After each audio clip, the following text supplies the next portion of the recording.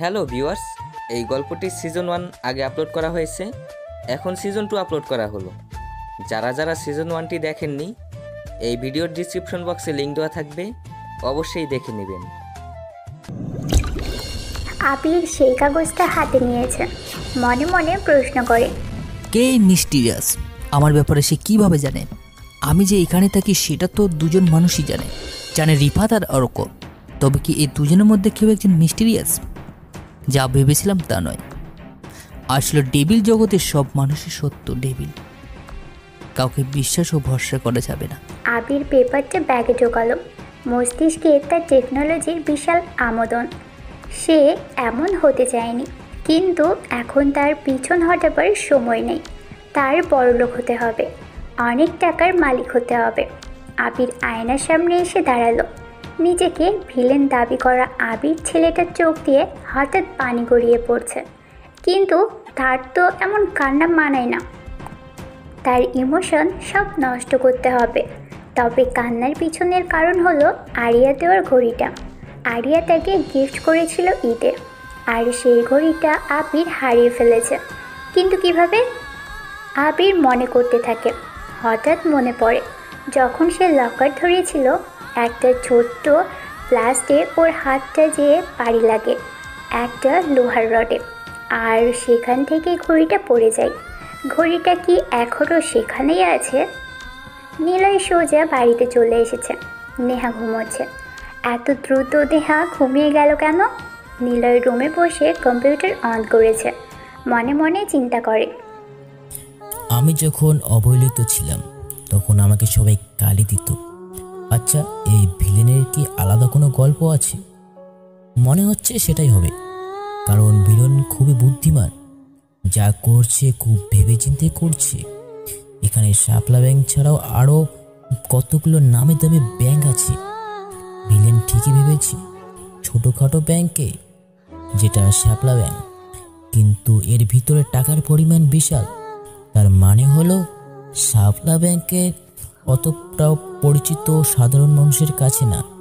যাদের কাছে পরিচিত তারা খুব খারাপ প্রকৃতির মানুষ। তার মানে ভিলেন খোঁজ পেয়েছে এই ব্যাংকে টাকা আছে। কিন্তু এই ভিলেন কে? তার সাইটে অ্যাটাক করা এত জটিল হচ্ছে কেন? দরজায় করোনার শব্দ শুনতে পায় নিলয়।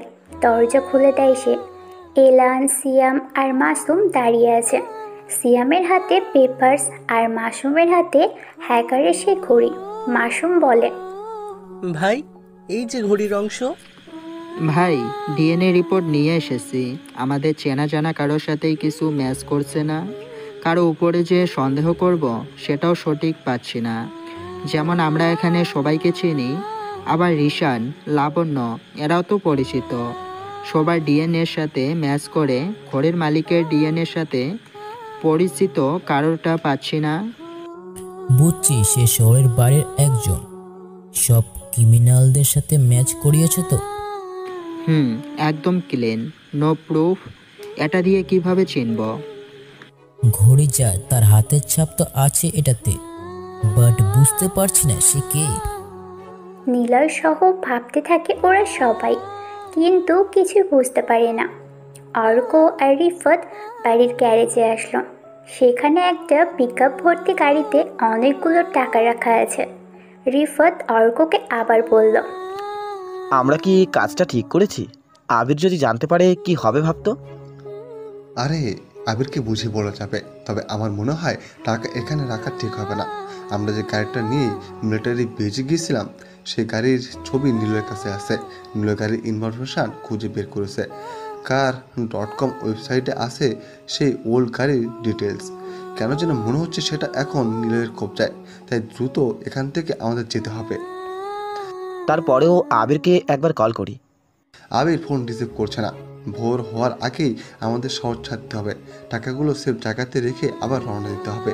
জলদি চল।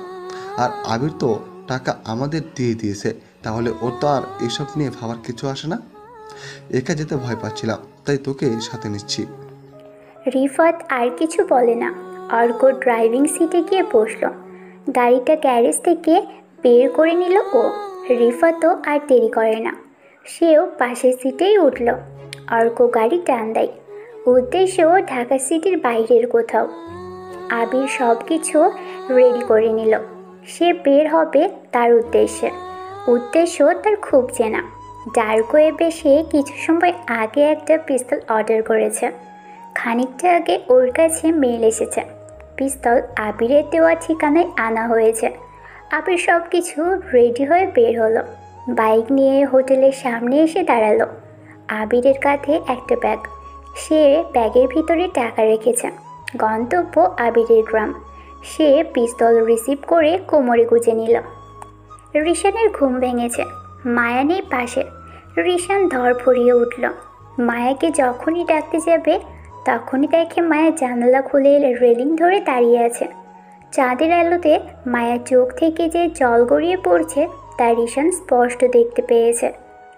আজ ওদের কাঙ্ক্ষিত কাজ সম্পন্ন হয়েছে। মানে একজন হাজব্যান্ড ওয়াইফের মধ্যে ইন্টিমেট বিষয়টা আজ হয়ে গেছে। মায়াও সম্মতি দিয়েছে এ ব্যাপারে, কারণ রিশান তার হাজব্যান্ড। আবিরকে সে যতই বলুক তুমি ছাড়া আমাকে কেউ স্পর্শ করতে পারবে না, কিন্তু সেটা আর সম্ভব হয়নি, হবারও কথা নয়। মায়া অন্য শরীরের আবেগঘন আমন্ত্রণে নিজেকে বিলিয়ে দিয়েছে। রিশান এসে পাশে দাঁড়ালো। রিশান বোঝার চেষ্টা করে মায়ার কেন মন খারাপ, কিন্তু পারে না। রিশান প্রশ্ন করে, কি হয়েছে, কাঁদছো কেন তুমি? ওহ, আপনি মানে জেগে গিয়েছেন? তুমি ঘুমাওনি? ঘুম আসছিল না। তুমি কি আমার সাথে হ্যাপি নও মায়া? না না, অনেক হ্যাপি। আসলে বাড়ির কথা মনে পড়ছিল, তাই একটু মন খারাপ। তোমার মন খারাপ? আমাকে বলতে, তোমার মন ভালো করে দিই। মন ভালো হয়ে যাবে। না না, চলো। তোমার মন খারাপ, আমার তো ভালো করতেই হবে। এখনই চলো। কি করবেন আপনি? চলো, তোমাকে আইসক্রিম কিনে দেবো। না, আমি জানি তোমার আইসক্রিম পছন্দ, তোমার বাবা বলেছিল। চলো চলো। রিশানের জোড়াজুড়িতে মায়া না যাওয়ার সত্ত্বেও বাহিরে আসে। রাত তখন 3টা বাজে। রিশান আর মায়া হাঁটছে। কোথাও দোকান খোলা নেই। দোকান খুঁজতে খুঁজতে অনেক দূর চলে এসেছে। দূরে একটা দোকান খোলা পায় রিশান। একটা ব্রিজের পাশেই দোকান। রিশান তাকায় মায়ার দিকে। মায়া হাঁফিয়ে গেছে। রিশান বলে, ওই তো দোকান, ব্রিজটা পার হলেই হবে, চলো। আমি আর পারবো না, আপনি যান, আমি দাঁড়াচ্ছি। পারবা তো একা থাকতে? হ্যাঁ, নদীর পানিতে চাঁদের আলো এসে পড়েছে, আমি সেটা দেখি, আপনি নিয়ে আসেন। আচ্ছা, তাহলে দাঁড়াও। রিশান রাস্তা পার হয়। মায়ার থেকে অনেকটা দূরে চলে আসে রিশান। ফাঁকা রাস্তা পেয়ে কোনো দিক না তাকিয়ে সে পার হতে থাকে। হঠাৎ একটা দ্রুতগতির বাইক আসে রিশানের সামনে। রিশান জোরে চিৎকার করে উঠল। সে চোখ বন্ধ করে মায়া বলে ডাক দেয়।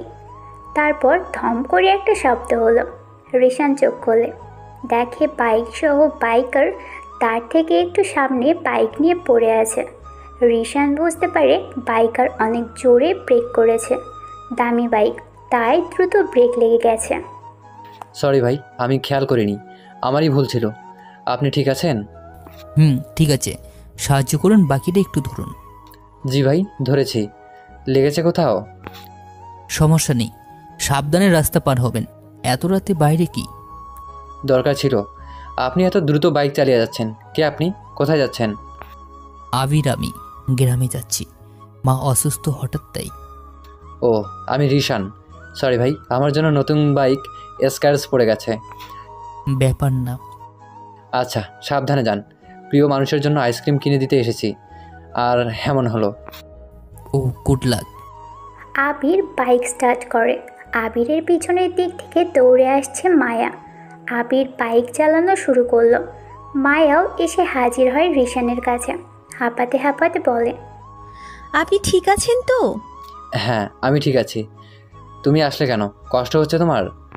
আপনার চিৎকার শুনে আসছি, দূর থেকে দেখলাম বাইক ছুটে আসছে আপনার দিকে। কপাল ভালো, বাইকারটা অনেক ভালো। ঠিক সময়ে ব্রেক না করলে মরে যেতাম।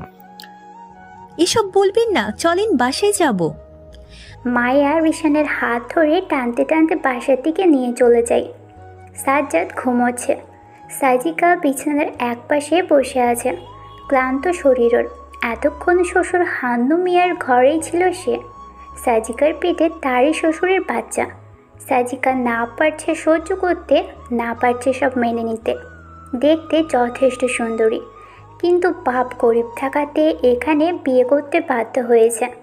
হান্নুকে সে প্রথমে অনেক ভালো ভেবেছিল, কেননা তিনি নিজে থেকেই সব ঠিক করে সাজ্জাদের সাথে সাজিকার বিয়ে দেয়। ভেবেছিল তার মতো ভালো শ্বশুর আর নেই, কিন্তু সাজিকা ভুল ছিল। সে যাকে বাবা বলে মানতে চেয়েছিল, সেই শ্বশুর হান্নু মিয়া তাকে বাবার জন্য নিজের ছেলেকে ব্যবহার করেছে। জিনিসটা কল্পনাতেও জঘন্য লাগে। আর সাজিকার সাথে তো প্রতিনিয়তই ঘটে যাচ্ছে। সাজ্জাদ বা কাউকে সাজিকা মান সম্মান আর নিজের বাবার কথা চিন্তা করে বলতেও পারে না।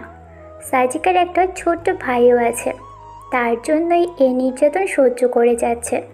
সাজিকার ইচ্ছে করে সব কিছু শেষ করে দিতে, সবাইকে মারতে, কিন্তু সে এদের সাথে পারবে না। তাই দীর্ঘশ্বাস ফেলে সাজ্জাদের পাশে শুয়ে পড়ে। আমান আরিয়ার কপালে চুমু দেয়। আরিয়া অনেক খুশি আমানের মতো একটা ছেলেকে পেয়ে, আর আমানও খুশি আরিয়াকে পেয়ে। আরিয়া আমানের বুকে মাথা রেখে বিড়বিড় করে বলে, আমার ভাইয়ের কাছে। আমার ভাইয়া আমাকে নিয়ে অনেক চিন্তা করছে, আমি তাকে অনেক মিস করছি। হ্যাঁ গো, কালকেই যাব, চিন্তা নেই। তুমি এখন আমাকে জড়িয়ে ধরো, একদম কান্না করবা না। দুজন বাসর রাতের জন্য প্রস্তুত হয়। ভোর রাতের দিকে বৃষ্টি হয়েছে। প্রীতির একদমই ঘুম আসেনি। সারা রাত আবিরের বাড়ির দিকেই তাকিয়েছিল। কতবার যে কারেন্ট গেছে, আর আবিরের বাড়ির বারান্দার বাল্বটা জ্বলেছে গুনে রেখেছে প্রীতি। তারিককে সে বিয়ে করতে চায় না, কারণ আবিরকে সে প্রচণ্ড ভালোবাসে। তাকে যদি না পাই তবুও সে কাউকে বিয়ে করবে না। ভালোবাসা এক অদ্ভুত আকর্ষণ। কেউ ভালোবাসা খুঁজতে ব্যস্ত থাকে, আবার কেউ ভালোবাসার সম্পর্ক ভাঙতে ব্যস্ত হয়। নয়তো আবার ভালোবাসার মানুষকে পাওয়ার জন্য সব কিছু করতে পারে। আবার কেউ না পাওয়াতেও ভালোবাসা খুঁজে নেয়। এই ভালোবাসায় থাকে আগুন, শীতলতা, পারমাণবিক আকর্ষণ, যেন মৃত্যু নিশ্চিত জেনেও সামনে এগিয়ে যেতে হবে এমন মনোভাব। ভোর হয়ে আসছে, আকাশটা ক্লিয়ার হয়ে গেছে এখন। সকালের আলো একটু একটু করে প্রকৃতি থেকে আলো ছড়িয়ে দিচ্ছে। অন্ধকারগুলো পালিয়ে যাচ্ছে। প্রীতি ব্যালকনির রেলিং ধরে সকাল হওয়া দেখছে। হঠাৎ একটা বাইকের শাঁসা শব্দ শুনতে পাই দূর থেকে। সকালে মোরগ পাখির কিচমিচ শব্দের সাথে আরও একটা শব্দ একটু একটু প্রখর হতে থাকে। সেই শব্দটা যে কোনো বাইকের, তা যে কেউ বলতে পারবে। বেশ স্পিডে চালিয়ে আসছে। প্রীতিদের বাড়ির দিকে এগিয়ে আসছে বাইক। আসলে প্রীতিদের বাড়ির সামনেই তো যাতায়াতের রাস্তা। একটা লাল রঙের বাইক ওদের বাড়ির সোজা এসে স্লো করে। লাল হেলমেট পরা একজন ওদের বাড়ির রাস্তা দিয়ে আবিরদের বাড়ির মেন দরজার কাছে গিয়ে থামলো। বেশ কয়েকদিন হয়েছে আবির চলে গেছে। ছেলেটা বাইক থেকে নামলো। ততক্ষণে অনেকটা আলো ছড়িয়ে পড়েছে চারিদিকে। বেশ ভালোই টের পাওয়া যাচ্ছে কাক ভরে কে এলো হঠাৎ আবিরের বাড়ির সামনে। প্রীতি এক মুহূর্ত দেরি করে না, দ্রুত বাড়ির বাহিরে আসতে থাকে। নিয়াজ সাহেব সোফাতেই বসেছিলেন। ফজরের নামাজ পড়ে এসে বসেছিলেন এখানে তিনি। প্রীতিকে দৌড়ে আসতে দেখে নিয়াজ সাহেব বলল, কোথায় যাচ্ছ এত ভোরে? নিয়াজ সাহেব কিছু বলে না, বলার সুযোগই পায় না। প্রীতি দৌড়ে বের হয়ে আসে। এক দৌড়ে বাইকের পিছনে এসে দাঁড়ালো। হাঁপাতে হাঁপাতে প্রশ্ন করল, আপনি কি এখানে এত সকালে কি করেন? আবির নেই, সে চলে গেছে? আপনি আমার কাছে বলতে পারেন, কি দরকার? আপনি কি আবিরের বন্ধু? সে কোথায় গেছে জানেন? রহমান সাহেব শুভ্রকে নিজের কোমরের বেল্ট খুলে ইচ্ছা মতো পেটাচ্ছেন। শুভ্র চুপচাপ দাঁড়িয়ে আছে সামনে। বাড়ির কাজের লোক করিম চাচা এসে রহমত সাহেবকে একবার আটকাতে চেয়েছিল, কিন্তু রহমত সাহেবের ধাক্কায় উনি ছিটকে পড়ে। ভয়ে আর কাছে আসতে পারে না। রহমান সাহেব পেটাতে পেটাতে ক্লান্ত হয়ে যায়। হাঁপাতে হাঁপাতে বলে, তোর মা মরছে আর তোর মতো একটা কুলাঙ্গার জন্ম দিয়ে গেছি। এত মানুষ মরে আর তুই কেন মরতে পারিস না? এত মানুষ তোর নামে বিচার দেয়, এটা করিস ওটা করিস, কখনো বলে না কেন এসে যে তুই মারা গেছিস, তুই মরলে তোকে আমিও দেখতে যাব না। আপনার বলা শেষ হলে 1 লাখ টাকা দেন। কালকে ভালো মতো নেশা করতে পারিনি, ট্রেন ফুরিয়ে গেছে। শুভ্র কথাটা বলে পকেট থেকে একটা সিগারেট লাইটার বের করলো। সিগারেটে আগুন জ্বালিয়ে ধোঁয়া টেনে রহমান সাহেবের মুখের উপরে ছাড়ল। রহমান সাহেব খক খক করে কেসে দেয়। করিম চাচা নাক চেপে নিল, কারণ শুভ্র সিগারেটের খোলে গাঁজা পরে নেশা করছে। শুভ্রের চোখ লাল টকটক করছে, সারাটা নেশায় পুরো ভূত হয়েছিল। তবুও নেশা হয়নি শুভ্রের। 3 দিন আগে 2 লাখ টাকা নিয়েছে। পরের একটু আগে পুলিশ ধরে নিয়ে গিয়েছিল শুভ্রকে। পুলিশ অফিসার ফোন করে রহমান সাহেবকে জানায়। রহমান সাহেব জানতে পারে। করিম চাচা গিয়ে শুভ্রকে নিয়ে আসে, আর উনি বেল টেনে পেটাতে থাকে। অমানুষ তৈরি হয়েছিস একটা তুই, তোর মতো কুলাঙ্গার মরলে কেউ কাঁদবে না। আমার জন্য আবার আপনি কান্নার কথা ভাবেন? শুনেন, ভালো লাগলো রহমান সাহেব, এত পেঁচাল পারার সময় নেই, টাকা দেন তো। শুভ্র বাবা, আগে ঘরে চলো, আসো আমার সাথে। করিম চাচা এসে শুভ্রকে টেনে নিয়ে যায়। শুভ্র বিছানায় গিয়ে ধপ করে পড়ে যায়। তারপর ঘুমিয়ে পড়ে সে। রহমান সাহেব সোফাতে বসলো। রীতা বেগম আসলো ওনার সামনে। আগেই বলেছিলাম ওই ছেলেটাকে বাড়ি থেকে বের করো, কথা তো শুনলে না, কিছু বললেই তো আমার উপর চটে যাও, ঘরে আরও তো ছেলে মেয়ে আছে। রহমান সাহেব মাথা নিচু করে থাকে, কিছু বলতে পারে না সে। বয়সটা তার কম হয়নি, 50 বছর পার হয়ে গেছে। রহমান সাহেব পেশায় একজন জজ, কিন্তু শুভ্র হয়েছে বেয়ারা। তারপর অর্ক আর রিফাত গাড়ি চালাচ্ছে। গাড়ির স্পিড প্রায় 100-এর কাছাকাছি। বেশ দূর থেকে দেখা যাচ্ছে কে যেন রাস্তার উপরে বাইক আড়াআড়ি করে বাইকের উপরে বসে আছে। অর্কদের গাড়িটা সেই বাইকের কাছে আসতেই আরও 4 জন ছেলে বাইকের পিছন থেকে 2 পাশে এসে দাঁড়ায়। ওদের হাতে কালো রাইফেল। অর্কদের দিকে রাইফেল তাক করে আছে। অর্ক গাড়িটা থামায়। লোকগুলো দৌড়ে আসে অর্কদের গাড়ির কাছে, ঘিরে ধরে, গান পয়েন্ট করে রাখে অর্ক আর রিফাতের দিকে। ওরা 2 জন হাত উঁচু করে স্যালেন্ডার করে থাকে। একজন ইশারা করে ওদের গাড়ি থেকে নামতে। ওরা 2 জন নামে গাড়ি থেকে। সবার মুখে কালো হেলমেট, কালো পোশাক, কালো ভেস্ট পরা। একজন বলল, নিচে হাঁটু মুড়ে বসো, হাত উপরে। ওরা 2 জন বসলো। 4 জন চারপাশ থেকে গোল হয়ে ঘিরে রেখেছে।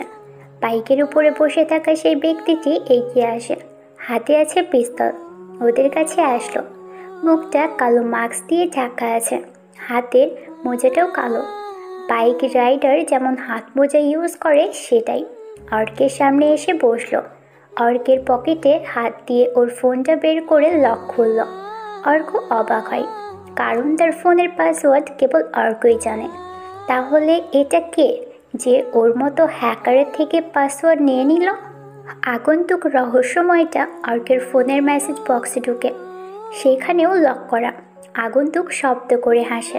অর্কের মেসেজ বক্সের পাস খুলে সামনে পাকা রাস্তায় রাখলো।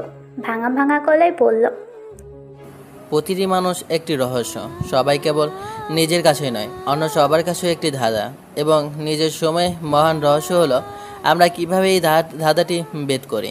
তোর কাছে ধাঁধা, আমি সামনে, আমাকে চিনবি না তুই, আমি কে সেটা খুঁজে বের করতে থাকবে, কিন্তু পাবি না। আগন্তুক আর কিছু বলল না। সে মেসেজ লেখে, অর্কের ফোনে মেসেজ সেন্ড করে। যে নাম্বার থেকে মেসেজ আসে সেটা আগন্তুক বলেই সেভ করা। অর্কের কাছে এতদিন যে রহস্যময় মেসেজ করতো সে তার সামনেই। অর্ক, গাড়ি ভর্তি টাকা আমার চাই, যদিও টাকা আমার প্রয়োজন, তবে এত অল্প টাকা আমার প্রয়োজন নেই। আমার দরকার ভিলেনকে, কারণ আমি পুরো পৃথিবীকে চ্যালেঞ্জ জানিয়েছি। আমি সারা বিশ্বে হ্যাকার ছড়িয়ে দিব, পৃথিবীর সব বড় বড় প্রতিষ্ঠানকে হ্যাক করব। পৃথিবীর সবচেয়ে বড় হ্যাকার হচ্ছে কেভিন ডেভিড মিডকিন, যিনি যুক্তরাষ্ট্রের একজন সাজাপ্রাপ্ত হ্যাকার এবং সেই সময়কার পুলিশদের নিকট মোস্ট ওয়ান্টেড হ্যাকার। তাকে ফাদার অফ হ্যাকার বলা হয়। মাত্র 12 বছর বয়সে তিনি হ্যাকিং নিয়ে কাজ শুরু করেন। তিনি প্রাথমিক জীবনে সোশ্যাল ইঞ্জিনিয়ারিং ব্যবহার করে লস অ্যাঞ্জেলসের বাসে পাঞ্চ কার্ড হ্যাক করেন, যাতে অনায়াসে ফ্রি রাইড করা যেত। এর ফলে তাদের $1,60,000 ক্ষতি হয়েছিল। 1971 সালে মাত্র 16 বছর বয়সে তার বন্ধুর মাধ্যমে মার্কিন প্রতিরক্ষা মন্ত্রণালয়ের নেটওয়ার্ক আরপাটের অ্যাক্সেস পেয়ে যায়। সেটা হ্যাক করে তাদের স্পর্শকাতর ফাইল দেখেন কেভিন মিডকেন। এরপর তিনি মোটোরোলা, নোকিয়া, বুজিৎসুর মতো বড় প্রতিষ্ঠানের কম্পিউটার হ্যাক করেছিলেন। তার হ্যাকিং বিদ্যার জন্য তাকে প্ল্যানকেচ উপাধি দেওয়া হয়। মিডকিন ইউনিভার্সিটি অব সাউথ ক্যালোরিয়ান ছাত্র ছিলেন। FBI 1975 সালে উপরোক্ত অপরাধ সময়ের জন্য তাকে গ্রেপ্তার করেন। এছাড়াও তার বিরুদ্ধে বহু ওয়েবসাইট হ্যাক করার অভিযোগ উঠেছিল। 1988 সালে বিউসি নামের একটি প্রতিষ্ঠানের ওয়েবসাইট হ্যাক করায় তিনি 1 বছর জেল কাটেন। এরপর আর একটি হ্যাকিংয়ের ঘটনাতে তার অ্যারেস্টিং ওয়ারেন্টিং ইস্যু হলে সে আড়াই বছর পলাতক থাকেন। এরপরে 1995 সালে তাকে মোটোরোলা, নোকিয়া ও পাঞ্চকাট হ্যাকিংয়ের জন্য গ্রেপ্তার করে 5 বছরের জন্য জেলে পাঠানো হয়। তোকে কেন এত কিছু বললাম, কেন জানিস? জানতে পারবি সময় মতো। মেসেজটা সেন্ড করে সে চলে যায়। ভোর হয়ে গেছে ততক্ষণে, দিনের আলো ফুটে গেছে প্রায়। আপনি কে? আবির এখানে থাকে না, যা বলার আমাকে বলতে পারেন। প্রীতি কথাটা বলে চেয়ে থাকে হেলমেট পরা ছেলেটার দিকে। ছেলেটা হেলমেট খুলতে খুলতে পিছনে ঘুরে তাকায়। প্রীতি ছেলেটাকে দেখে কয়েক সেকেন্ড হা হয়ে যায়, কারণ ছেলেটা আর কেউ নয়, সে হলো আবির। আবিরকে দেখেই কোনো নোটিশ ছাড়াই ওর বুকে ঝাঁপিয়ে পড়ে প্রীতি। প্রীতি শক্ত করে জড়িয়ে ধরে কেঁদে ফেলে সে। আবির প্রীতির 2 বাহুতে হাত দেয়। প্রীতির গায়ে জ্বর। প্রীতি যেন কথা বের করতেই পারে না আবিরকে দেখে। আবির বলে, কি হলো, এমন করছিস কেন? ছাড়, চাচা দেখলে ঝামেলা হবে। না, আমি ছাড়বো না। তুই এতদিন কোথায় ছিলি? তোর গায়ে অনেক জ্বর, মেডিসিন নিসনি? না, বাবা আমাকে অনেক মেরেছে, বৃষ্টিতে ভিজেও কেঁদেছি, তাই জ্বর এসেছে। আগে ছাড় আমাকে। না না, ছাড়বো না। আগে বল, তুই আমাকে ছেড়ে যাবি না, তুই আমার কাছেই থাকবি। জীবন ও মৃত্যুর রহস্যময়, তফাৎটা তবে কোথায়? বাঁচতে গেলে লড়তে হবে, রহস্য উদ্ধার করতে হবে। নিরাকার হও বা নিরাচ্ছিন্ন, তুমি যে শুধু পরাজয় আমার। প্রীতি আবিরের থেকে কথাগুলো শুনে তাকে ছেড়ে দেয়। আবির প্রীতির মুখের দিকে তাকিয়ে আছে। প্রীতির চোখে আবিরের প্রতি এক অহেতুক টান দেখতে পায় সে। প্রীতি আবিরের চোখের দিকে তাকাতেই আবির চোখ সরিয়ে নিল। পৃথিবীর সবচাইতে রহস্যময় ভাষা হলো চোখের ভাষা। এই ভাষা সবাই পড়তে পারে না, যারা পারে তারা মনের মধ্যেই ঘুরপাক খায়, তারা মনের মানুষ হয়ে থাকে। আবিরের চুলগুলো এলোমেলো হয়ে আছে, বড় হয়ে গেছে চুলগুলো। আবির বাড়ির ভিতরে প্রবেশ করলো।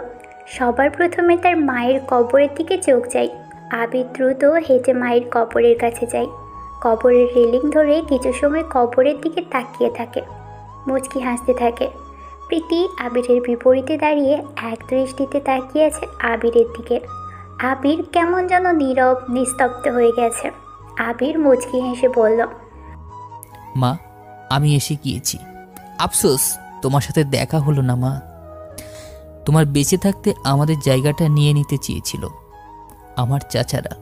তোমাকে চিকিৎসার অভাবে মরতে হলো। সব কিছুর পিছনে ছিল টাকার অভাব। সেই টাকার জন্য সব কিছু হারিয়েছি মা।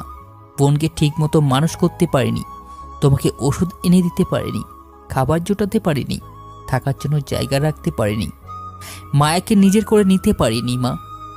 একটা কথা বলো তো মা, তুমি মানুষের যখন টাকা হয় তখন মানুষ সুখে থাকে না।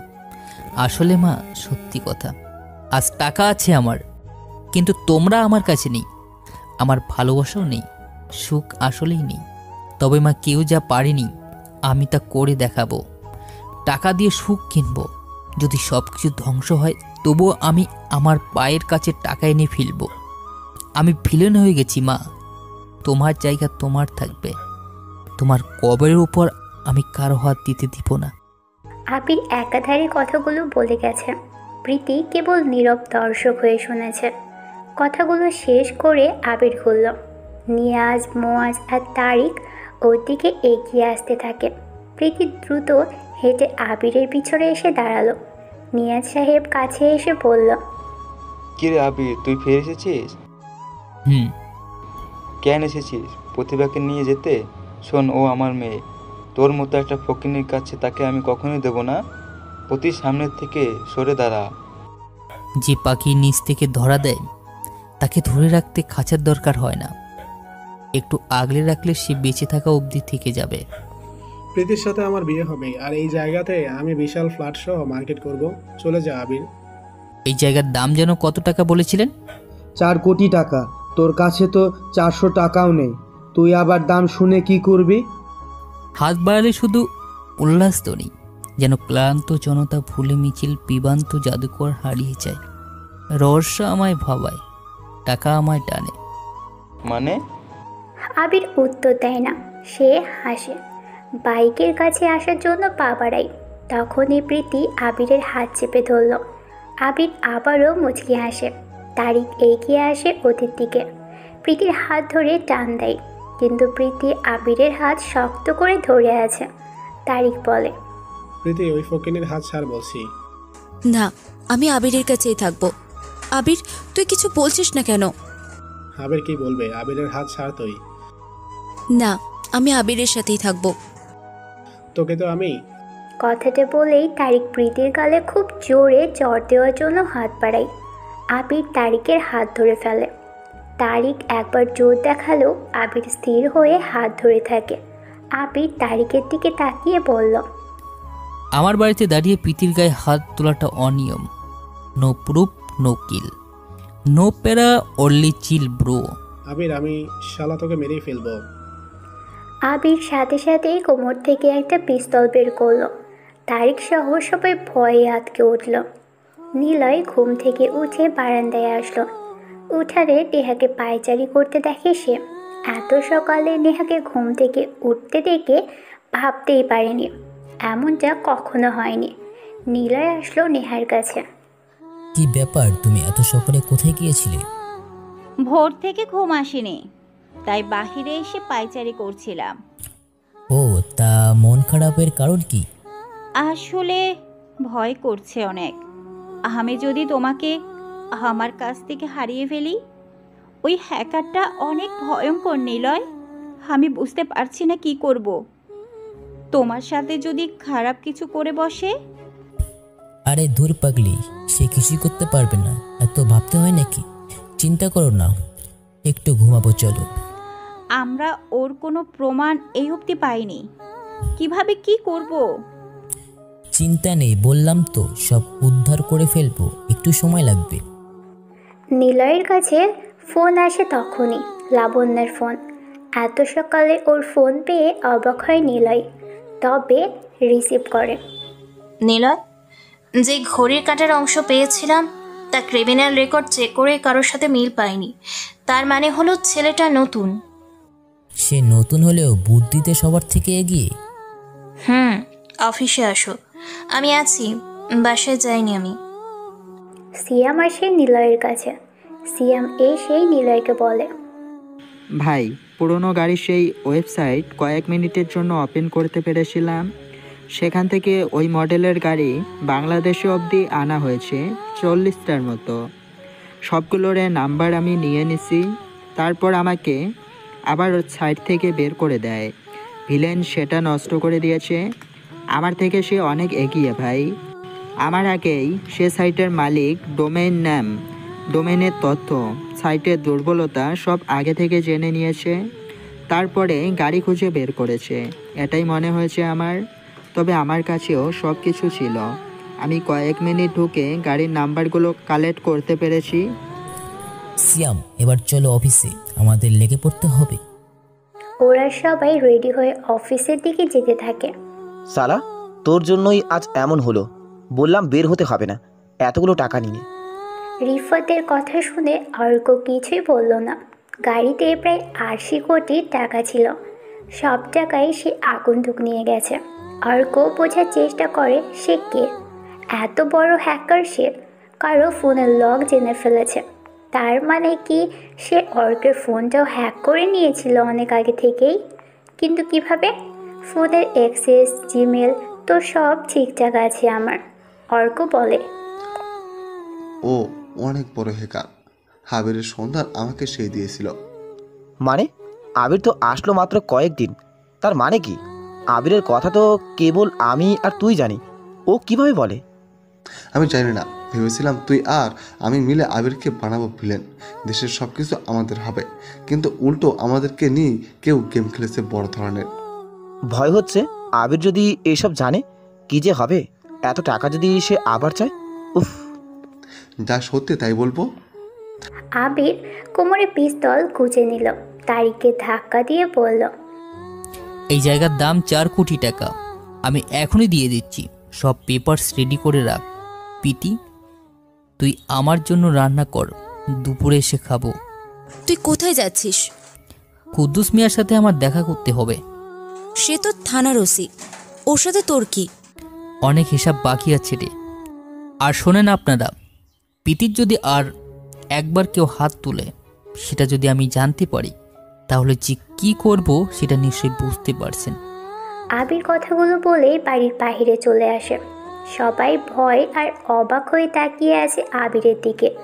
মাস্টার্স পাশ করা ভদ্র ছেলেটার কথাগুলো যেন এরা মেনেই নিতে পারছে না। আবিরকে অনেক ভয়ঙ্কর লাগছে। শুভ্র সোফাতে বসে আছে, তার মতো করে সিগারেট টেনে যাচ্ছে সে। রহমান সাহেব রেডি হয়ে আদালতে যাওয়ার জন্য পা বাড়ায়। শুভ্রের সোজা আসতেই শুভ্র বলল, এই রহমান সাহেব, টাকা দিয়ে যান, 5 লাখ টাকা। কুলাঙ্গার চারজ একটা, আসলেই তোর মা একটা মাগি ছিল, না হলে তোর মতো একটা খারাপ ছেলে জন্ম হতো না। শুভ্রের সামনে টেবিলে ফলের বাটিতে ফলের ছুরি রাখা। শুভ্র সেটা হাতে নিয়ে দ্রুত রহমান সাহেবের সামনে এসে দাঁড়ায়। কোটের কলার চেপে ধরে বলে, আপনি যদি আর একবার বা আর কখনো যদি আমার মাছ সম্পর্কে বাজে কথা বলেন, তাহলে আমি আপনাকে মেরে ফেলব। বিচার করার জন্য আপনি আদালতে আমার রায় শোনাতেও পারবেন না, বলে দিলাম। বাবা শুভ্র, শান্ত হও। চাচা, ওইরে বলে দিন আমার মায়ের নামে যেন বাজে কথা না শোনায়। শোনাবে না, শোনাতেই হবে। তোমার মায়ের নিয়ে তো পত্রিকাতে লেখা ছাপা হয়েছিল। তোমার মায়ের জন্য তো তোমার বাপের মান সম্মান নষ্ট হয়েছিল, জন্য তোমার এত দরদ কেন? চাচা, আমার হাত ছাড়েন বলছি, ওই মহিলাদের আমি খুন করব। বাবা বাবা, উচিত কথা বললে তো খুন করবাই। সারাদিন নেশা আর কম্পিউটার নিয়ে পড়ে থাকো। কুলাঙ্গার জন্ম হয়েছে, বাজারের পোলাদের মতো আচরণ করো, আবার বললে খুন করবা? খুব জোর হয়েছে গায়ে। আমার ছেলেও বড় হয়েছে, ওর মায়ের কিছু হলে তোমারে কিছু বলবে না? ওই রুহির বাবা, এই গুন্ডাটারে বাড়ি থেকে বের করো না কেন? কবে দেখবা আমারই খুন কইরা দিল। তোমরা কি থামবে? করিম, ওরে বলে দিও টাকা রাখা আছে, নিয়ে যেতে। রহমান সাহেব কথাগুলো বলেই চলে যায়। শুভ্র সিগারেট জ্বালায়। সে হাসতে থাকে। কি নেই ওর? টাকা, সম্মান, পরিচয় সব কিছু আছে শুভ্রের। তবুও কেন সে এমন?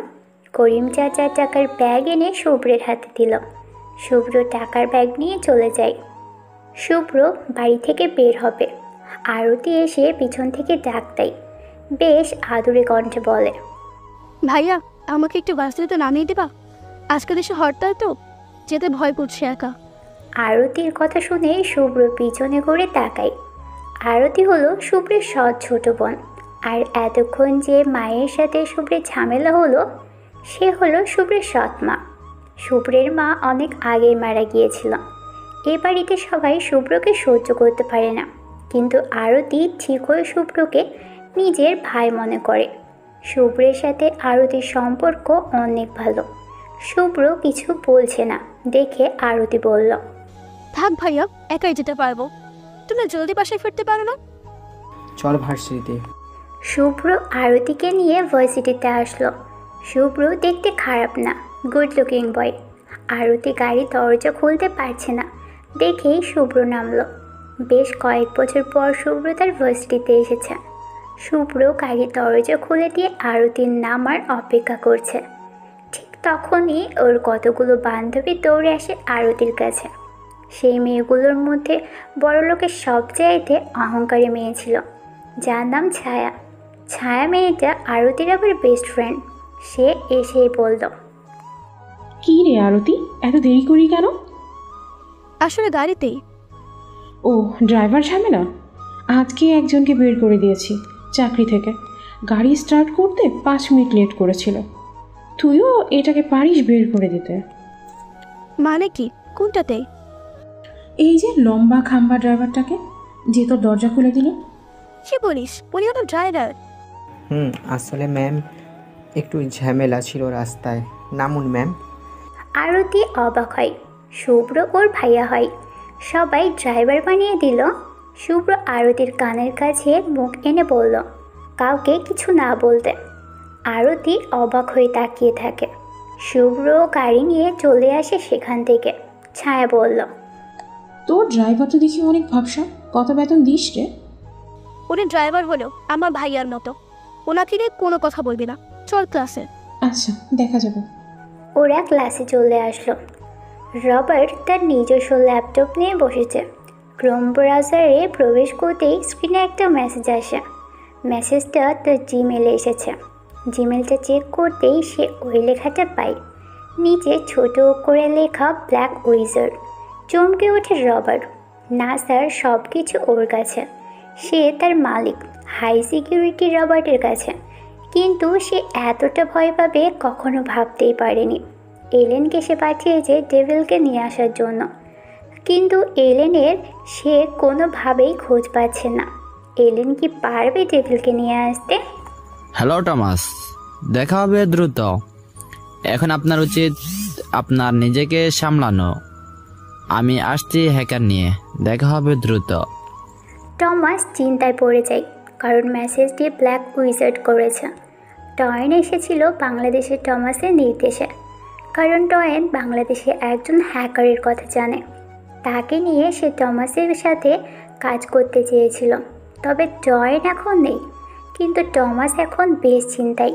সে ভিলেনের সাথে কথা বলেছিল, তাকে দ্রুত ও লাগবে। আমান রেডি হয়। আরিয়া এসে দাঁড়ায় পাশে, ক্ষীণ গলায় প্রশ্ন করে, আমাকে আজ আমার মা ভাইয়ের সাথে দেখা করাবো বলছিলা। আমান গলায় চায় বেঁধে বলে, আরিয়া সরি গো, আসলে একটা ঝামেলাতে পড়ে গিয়েছিলাম বুঝছো। গোয়েন্দা সংস্থা থেকে কয়েক মাস আগে ঝামেলা করেছিল খুব। আমার চাচা মারা যাওয়ার আগে ওনার কিছু সম্পত্তি আমার নামে দিয়ে যায়, কিন্তু পেপারস ঠিকভাবে ছিল না। বাট এটা সত্য যে সবটা আমারই ছিল, চাচার কেউ ছিল না। এখন গোয়েন্দা থেকে সেই টাকা আমার কাছে লিগ্যাল ডকুমেন্টস সাবমিট করতে বলছে, তবে আমি সেটা ম্যানেজ করতে পারিনি। বিষ্ণুর কথা মতো তখন আমি সেসব সম্পত্তি বিক্রি করি, অনেক টাকাতেই বিক্রি করি। এখন এই টাকা আমি যদি বড় ব্যাংকে রাখতাম, গোয়েন্দা থেকে সেই টাকার হিসেব নিত। আমি তখনও অ্যান্সার দিতে পারতাম না। তখন আমার বন্ধু বিষ্ণু বুদ্ধি দেয়, ঢাকাতে একটা ব্যাংক আছে যেখানে সব নেতারা অবৈধভাবে টাকা রাখে, যেটা ওনারাই সিকিউর করে রাখে। পুলিশদের সাধারণ ব্যাংক হিসেবে দেখানো হলেও বাস্তবে গোপনে ওই ব্যাংকে কোটি টাকা রাখা। তোমার কত টাকা ছিল? আমার ছিল প্রায় 10 কোটি টাকা ওখানে। তো আজকে কি সেই টাকা আনতে যাচ্ছ? না, টাকা তো ব্যাংকে নেই। আমান কথাটা বলতেই আরিয়া খেয়াল করে আমানের মুখটা কেমন যেন ফ্যাকাশে হয়ে গেছে। আরিয়া বলে, তাহলে এত দ্রুত রেডি হয়ে যাচ্ছ কোথায়? আমি নিজেই গোয়েন্দা অফিসে যাচ্ছি, আমার কাছে এখন লিগ্যাল ডকুমেন্টস আছে। তো আমার টাকা তুমি তুলে আনো অল্প অল্প করে, যেহেতু গোয়েন্দারা জানে না। আর জানিয়ে কি হবে? তুমি বুঝতে পারছো না তো, টাকা ব্যাংকে এখন নেই। নেই কেন? টাকা হ্যাক হয়েছে, মানে ব্যাংকটা হ্যাক করে কে যেন 100 কোটি টাকা নিয়ে চলে গেছে। কি? এত টাকা? 100 কোটি টাকা? হ্যাঁ। ব্যাংকের নাম কি? শাপলা ব্যাংক। আমার টাকা হারিয়েছে, থানায় মামলা করতে হবে। প্লিজ কয়েকদিন পরে যাই তোমার ভাইয়ার কাছে। আচ্ছা ঠিক আছে, আগে দেখো কি হয়, জলদি ফিরবা। কে করলো এত বড় ক্ষতি? তার যেন খারাপ হয়, খারাপ লোক একটা, মরুক সে। আমান আর কিছু না বলে ব্রিফকেস নিয়ে বেরিয়ে পড়ল। আরিয়া মনে মনে তখনও সেই হ্যাকারকে গালি দিতে থাকে। যারা যারা গাড়ি কিনেছিল নিলয় তাদের ডিটেলস কালেক্ট করে ফেলে। ঢাকাতে আছে এমন 5 জনকে কল দেয় সে। সিরিয়ালে থাকা 3 নম্বর জনকে ফোন দেয়। মাসুম কথা বলে। হ্যালো, আমরা সিক্রেট এজেন্সি থেকে বলছি। আপনি এখান থেকে 10 বছর আগে আপনি যে মিনি ভ্যানটি কিনেছিলেন ব্ল্যাক কালারের, সেটা কি চুরি হয়েছিল? গাড়িটি ভেক্সি কোম্পানির মডেল। না স্যার, আমারটা চুরি হয়নি। ঠিক আছে নিলয় ভাই, এটাও চুরি হয়নি। 4 জনকে কল দিব। দে। মাসুম কিছু সময় কথা বলার পর জানায় ওনার গাড়িটাও ঠিক আছে। লাস্টে জনকে ফোন করা হয়। 2 বার রিং হওয়ার পরে 3 বারে গিয়ে রিসিভ হয়। মাসুম বলে, আমি secret agency of police office থেকে বলছি। আপনার ভেক্সি মডেলের মিনি ভ্যান চুরি হয়েছে কি? জি স্যার, আমি মাজেদ। আমার মিনি ভ্যানটা ছিল পার্পল কালারের। আমি থানায় রিপোর্ট করছিলাম। খোঁজ পেয়েছেন? নিলয় ভাই, এনার গাড়িটাই চুরি হয়েছিল। মিলিটারি বেইজের সামনে যে গাড়িটি আমরা দেখেছিলাম সে গাড়িটির কালার আবার ওনার চুরি হয়ে যাওয়া গাড়ির কালার মিলে যাচ্ছে। ফোনটা আমাকে দে। হ্যালো, আপনার গাড়ি কবে চুরি হয়ে গেছে? 1 বছর হয়ে গেছে চুরি হয়েছে। নীলয় ফোন কেটে দেয়। চেয়ারে ছেড়ে উঠে দাঁড়ালো সে। পায়চারি করে একটু থেমে বলল, বেসিক মডেলের মিনি ভ্যান চুরি হয়েছে 1 বছর আগে, যা আমরা পেয়েছি কয়েকদিন আগে। বড় একটা গেম খেলছে এখানে কেউ একজন। অনেক বড় প্ল্যান নিয়ে নেমেছে কেউ একজন। আমাদের সবার সাথে এসে ব্যবহার করছে। But who is she? খুঁজে বের করতে হবে। একটা বেগুনি রঙের ভক্সি মিনি ভ্যান পাওয়া গেছে শহরের বাইরে। গাড়িটা আমি আনতে পাঠিয়ে দিয়েছি। ও হ্যাঁ, গাড়িতে কিছু টাকার নোট পাওয়া গেছে। টাকাগুলো ধারণা করা হচ্ছে শাপলা ব্যাংক থেকে হ্যাকিংকৃত টাকা। শহরের বাইরে? আচ্ছা, নিয়ে আসুন গাড়িটা। নীলয় অবাক হয়। এরকম গেম কে খেলবে?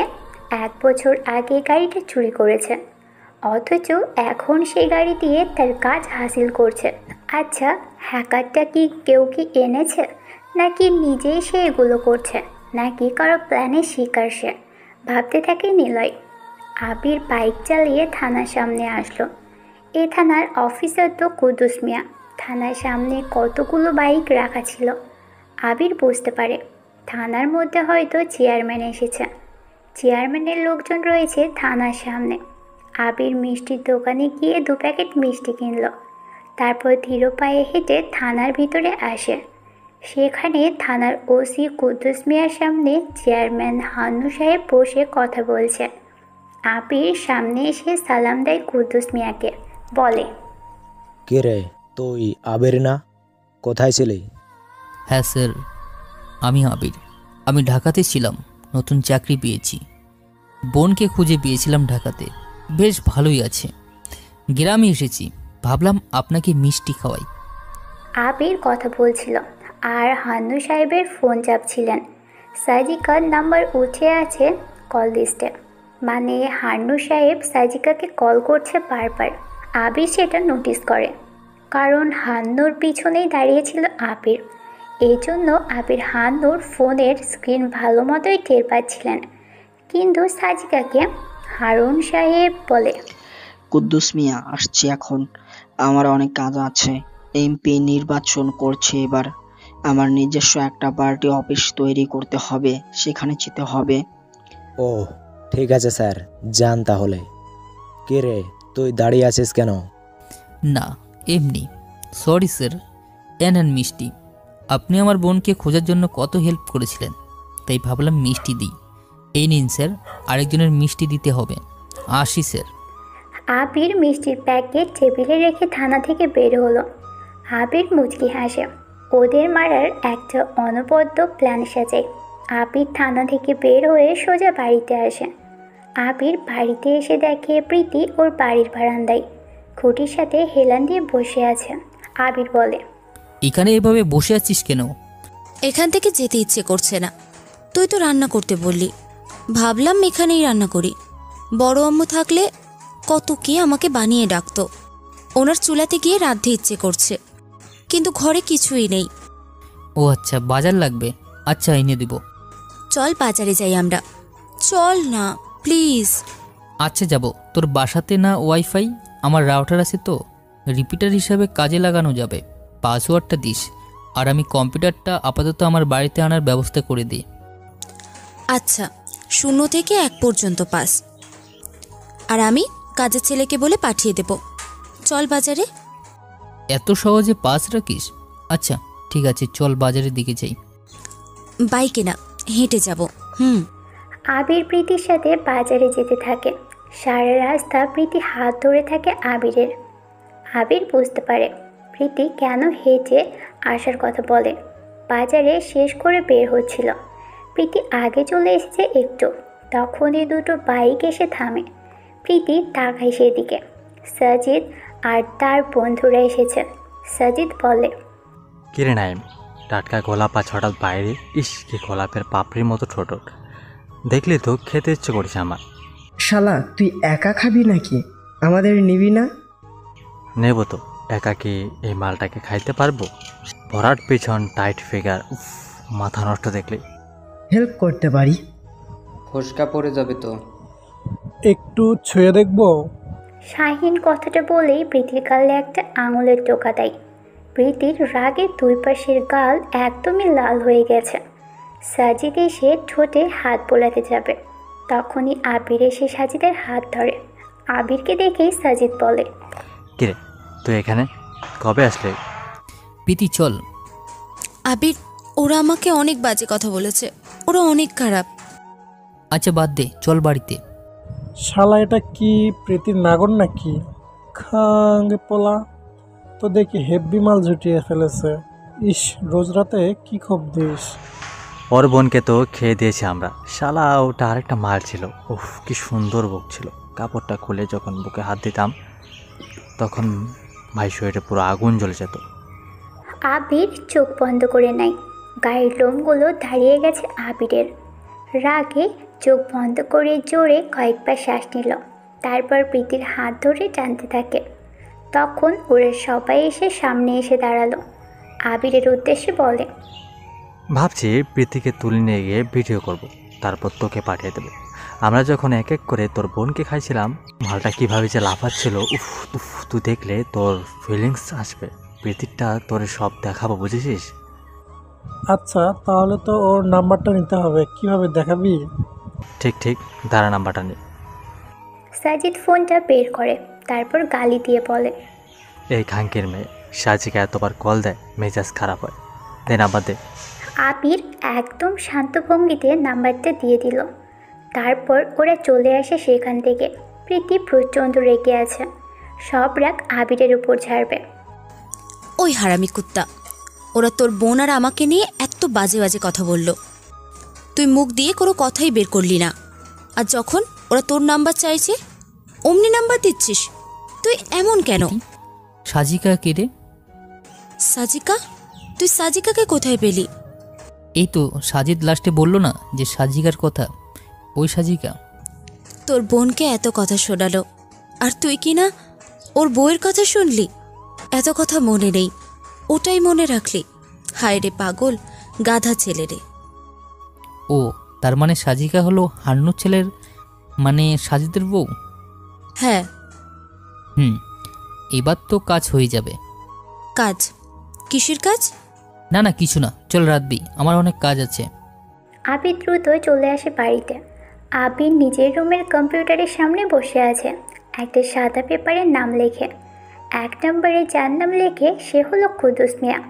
2 নম্বরে আছে সাজিদ আর তার বন্ধুরা। 3 নম্বরে আছে চেয়ারম্যান হারুন সাহেব। আবির ওদের নামগুলো লিখে দেয়ালে টেপ দিয়ে আটকে দেয় পেপারটা। তারপর নিজেকে সেভ রাখার জন্য অনেকগুলো ডিভাইস তৈরি করতে থাকে। সকাল পেরিয়ে দুপুর হয়। প্রীতি আসে আবিরের রুমে। ওই ছেলে, খাওয়া দাওয়া লাগবে না? তোর কি রান্না হয়েছে? সেই কখন? তুই রান্না কবে শিখেছিস? তোকে তো আমি কখন রান্না করে পাশেও দেখিনি। আসলে মনে মনে ভাবলাম তোর সাথে যদি বিয়ে হয় তবে তোকে রান্না করে খাওয়াতে হবে, তাই রান্না করা শিখলাম। খাবি চল। আর দেওয়ালে এদের নাম লিখে পেপার দিয়ে মেরে রেখেছিস কেন? কুদ্দুস তো থানার ওসি, ও কিভাবে আমার বোনকে খারাপ প্রমাণ করেছিল দেখেছিলি? বাকিরা আমার মা বোনকে মারার জন্য দেয়, ওদের সাথে খারাপ হবে, দেখিস। আচ্ছা হয়েছে, বুঝেছি, চল এবার। আচ্ছা, সাজিকা সাজিদের বউ না? কেন? সাজিকা যদি সাজিদের বউ হয় তাহলে হারুনকে কেন এত কল দিবে? শ্বশুর তাই দিয়েছে কল। সাজিদ তো তার বাবাকে অনেকবার কল করেছিল, দেখেছিলাম। কিন্তু হারুন যখন সাজিকাকে কলে পেল তখন থানা থেকে বের হলো। আর আমি একটা মেসেজ লিখতে দেখেছি সাজিকাকে নিয়ে। কাকে যেন উনি মেসেজ করছে। মেসেজটা এমন ছিল, সাজিকা প্রেগনেন্ট, সব দায়িত্ব আমার, বাচ্চাটা তো আমাদের। আমি না এই মেসেজের মানে বুঝতে পারছি না। তুই একটা কাজ করে দিবি, হারুনের জিমেল অ্যাড্রেসটা আমাকে এনে দিবি। সেটা দিয়ে কি করবি তুই? প্লিজ প্রীতি, দেশ প্লিজ। আচ্ছা, আমি ব্যবস্থা করে দেব। চল খাবি, চল এখন। আবিরের হাত ধরে প্রীতি আবিরকে বাহিরে নিয়ে আসলো। আবিরের মনে পড়ে মায়ের কথা, যাকে ভেবে সে সব কিছু করতে চেয়েছিল।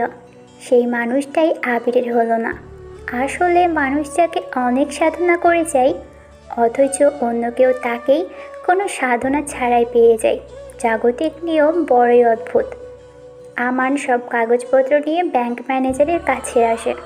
সব কিছু দেখানোর পর আমান টাকার কথা বলে, কিন্তু ম্যানেজার আমানকে বলে, স্যার দেখেন, আপনি সব কিছু সাবমিট করলেও আমাদের এখন কিছু করার নেই। আপনি তো জেনে গিয়েছেন আমাদের ব্যাংক লুট হয়েছে। আপনার নয়, এখানে আরও অনেক লোকের টাকা হারিয়েছে। আমি কিছু বলতে পারবো না। ক্রাইম ব্রাঞ্চরা এটা নিয়ে তদন্ত করছে। আপনি চাইলে ওনাদের সাথে কথা বলে দেখতে পারেন। মানেটা কি? আপনাদের কি কোনো সিকিউরিটি ছিল না? বললাম তো, এটা হ্যাক হয়েছে। হ্যাক করে সে সব কিছু বন্ধ করে দিয়েছিল। আমরা তার কোনো হদিস পাইনি। সেকে আমরা বের করতে পারবো না। Sorry sir. আমান বিরক্ত হয়ে ব্যাংক থেকে বাইরে চলে আসে। কি করবে সে এখন বুঝতে পারছে না। ব্যাংকের বাইরে অনেক পরিচিত মানুষকে দেখতে পাই। সবাইকে পুলিশ আটকে রেখেছে ব্যারিকেড দিয়ে। সবার একটাই দাবি, টাকা ফেরত চাই। আমান বুঝে গেছে এখানে থেকে কোনো লাভ নেই। কি করবে সেটাও বুঝতে পারছে না। এমন না যে আমাদের টাকা আর নেই, তারপরও 10-20 কোটি টাকা কি এমনি এমনি হারিয়ে যাবে? নিলয়, এলান, অর্ক, রিশান, লাবণ্য, সিয়াম, মাসুম ও নেহা হ্যাকারের সেই গাড়ির কাছে আসলো। ব্যাংক লুট করেছিল অন্য একটি পিকআপ ভ্যান দিয়ে, আর মিলিটারি সিস্টেম হ্যাক করেছিল এই গাড়ি দিয়েই। রাস্তার পাশে গাড়িটা খুঁজে পাই। ভক্সি গাড়িটা বেশ দামি, কিন্তু এটা এখানে কেন? এই গাড়িটি দেখা গিয়েছিল মিলিটারি বেজের সামনে। কিন্তু প্রশ্ন হলো এটা এখানে কেন? আমার যতটুকু মনে হচ্ছে হ্যাকার অথবা হ্যাকারের লোকজন এই গাড়িতে করে টাকা নিয়ে পালাচ্ছিল, সেই জন্য হয়তো গাড়িটা এখানে। আর সে সময় অন্য কেউ এসে তাদের থেকে টাকা লুট করে নিয়ে গেছে। আশেপাশে বাইকের চাকার ছাপ। সেটাই যদি হতো তবে হ্যাকাররা কি বোকা? তারা এতগুলো টাকা নিয়ে যাচ্ছে কোনো প্রোটেক্ট ছাড়া। অর্ক ঠিকই বলছে। আর হ্যাকাররা হয়তো সংখ্যায় কম ছিল, আর লুটকারীরা হয়তো ছিল বেশি, আর টাকাগুলো এই গাড়িতে করে নিয়ে যাচ্ছিল।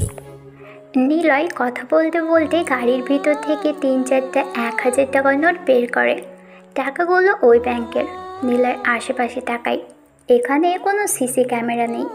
নিলয় টাকাগুলো রিশানের কাছে দিয়ে মাটিতে বসলো। মাটিতে চাকার ছাপ বেশ কিছু সময় পরীক্ষা করে দেখল, তারপর বলল, তার মানে বিষয়টা আমার কাছে এখন অনেকটাই ক্লিয়ার। এই হ্যাকারকে কেউ শহরে এনেছে, আর সে এসে এত বড় লুট করে ফেলেছে। হয়তো হ্যাকার সেই টাকা নিয়ে নিজে সরিয়ে নিতে চেয়েছিল। যে এনেছে তারও হয়তো টাকার ভাগ আছে, কিন্তু হ্যাকার সেই টাকা নিয়ে পালানো যাওয়ার সময় ওদেরকে লুট করে। দেখো আশেপাশে কোনো লাশ পড়ে আছে কিনা। নিলয়ের থেকে এমন বিশ্লেষণ শুনে অর্ক চমকে ওঠে, কারণ নিলয় কিছুটা ঠিক। ওরাই আবিরকে এনেছে, আর আবিরকে না জানিয়ে টাকাগুলো নিয়ে চলে যাচ্ছিল অন্য শহরে। কিন্তু মাঝপথে কেউ একজন এসে টাকাগুলো তাদের থেকে নিয়ে চলে যায়। সবাই নিলয়ের কাছে ফিরে আসে। কোনো লাশ পায়নি তারা। সবাই গাড়ির পাশে দাঁড়িয়ে আশেপাশে তাকাচ্ছে। একটা 10 বছরের বাচ্চা ছেলে সাইকেল চালিয়ে ওদের দিকে আসতে থাকে। সাইকেলের সামনে একটা কেস রাখা, সেই কেসের ভিতরে একটা গোলাপ আর একটা চিরকুট। বাচ্চা ছেলেটা এসে নিলয়কে উদ্দেশ্য করে বলে, নিলয়কে? আমি কেন? আপনাকে একজন এটা দিতে বলল, সে চলে গিয়েছে, এই নিন। কে সে? তাকে চেনো তুমি? না, তার মুখ ঢাকা ছিল, আমার সাথে কথা বলেনি। সে ছেলে না মেয়ে জানি না, তবে উনি বোবা, আমার সাথে কথা বলেনি। আমাকে খাতায় লিখে লিখে বুঝিয়েছে কি করতে হবে। আচ্ছা দাও। নিলয়ের হাতে সেগুলো দিয়ে বাচ্চা ছেলেটা আবার ওদিকে চলে যায়। একটা চিঠির খাম, সেই খামের গায়ে সাদা চিকন চেপ দিয়ে গোলাপ সাঁটানো আছে। নিলয় খাম ছিঁড়ে চিঠি বের করে, আসলেই সেটাতে চিঠির পেপার। নিলয় পড়তে শুরু করে। হ্যালো মিস্টার ওল্ড হ্যাকার, এসব রহস্য খোঁজা বাদ দাও, নিজের মতো থাকো।